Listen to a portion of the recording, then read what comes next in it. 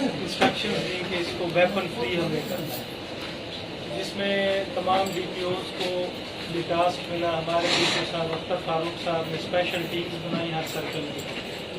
इसमें सर्कल तौसा में सादत साहब के को हमने ज़िम्मे लगाया। उन्होंने फर्दर इसको अपना जो हमारा मैकेनिज़्म है चेकिंग का और इलाकों का, उसको हमने मौसर बनाने के लिए कोशिश की। तो आज के दिन 2 बजे के करीब एक मशकूक गाड़ी जिसकी हमें पीछे से ही इतला थी, उसको हमने रोका। पूरा जो उनका तरीका वारदात था वो ये था कि फैमिली उन्होंने बिठाई हुई थी अपने बच्चों के साथ के किसी को कोई शक न पड़े। जाहिर है वो दर्रा से और DI खान से चले और यहाँ तक पहुँचे और फर्दर उन्होंने आगे सफर कर दिया।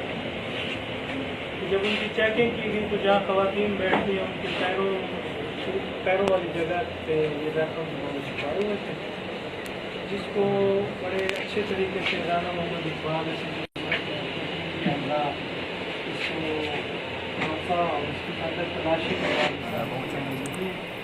और ये हमारी अच्छी कार्रवाई थी। इसलिए हमने सोचा कि आप भाइयों को बुला के इसकी प्रॉपर हम तशरीह करें ताकि पूरे डिस्ट्रिक्ट में पुलिस के लिए रिकग्निशन और एक अच्छी बात उनके जहनों में हो कि हम वक्त जो है लोगों की जान और माल की हिफाजत के लिए कोशिश है। और इसकी कुछ डिटेल इस तरह है वेपन की कि इसमें 30 बोर जो है वो 5 हैं हमारे पास, क्लाशन को 4 हैं और बड़ी राइफलें 4 हैं। टोटल एमुनीशन की हमने तादाद बता दी जो वेपन यूज़ होना था वो 4000 के करीब है और 14 खाली मैगजीन है आपके सामने डिस्प्ले।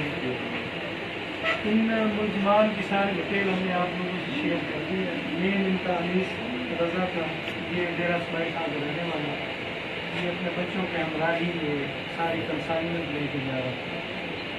तो इस हवाले से अगर आप लोगों को सवाल हो तो